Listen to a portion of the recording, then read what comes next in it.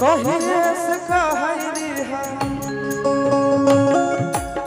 कहिए से कहरी हा दिल तरसा। ये गाना हम अपने जितने भी माताएं एवं बहनें इधर उसी सब के लिए गाते स्पेशल।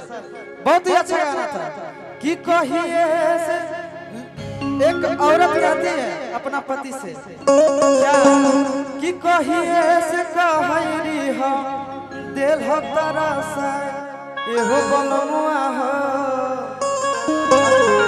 एहो करे जाहो दुमका वाला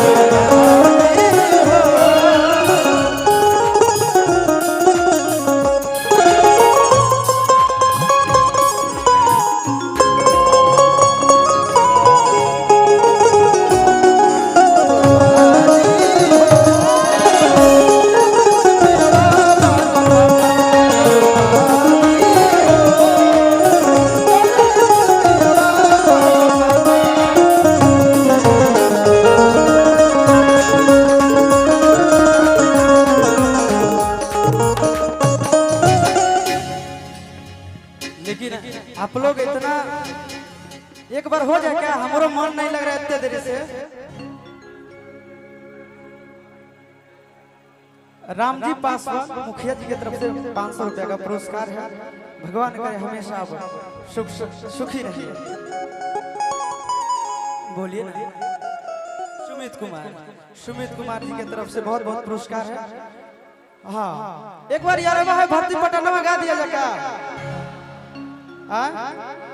कि कोठावा पर से लैटावा बरवा भूख भूख रे छौड़ा। अच्छा को गाना सुने था अभी कल परसों में कि खाई के मन करो या चरवा।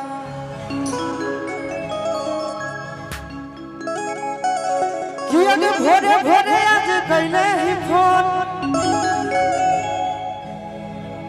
अजीत यादव जी के तरफ से बहुत बहुत पुरस्कार कि अगे भोरे भोरे आज कैले है फोन आए ते जरूरी रहो काम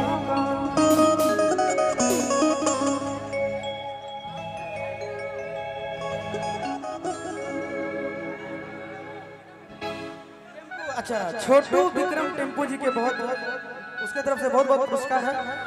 चलिए आप गाने की ओर कि अगे भोरे भोरे आज कैले है फोन आए ते जरूरी रहो काम को।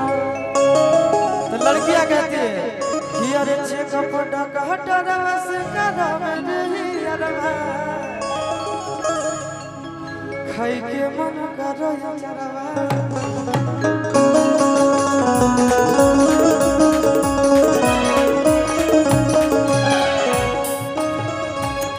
और के भोरे भोरे आज कैले ही फोन एते जरूरी रहो काम को।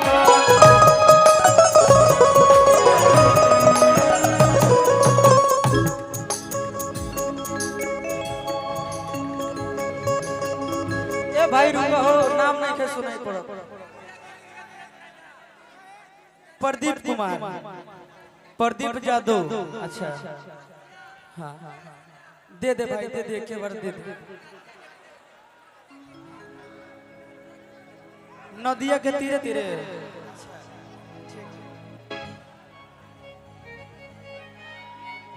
विक्की विश्वकर्मा जी के तरफ से बहुत बहुत पुरस्कार।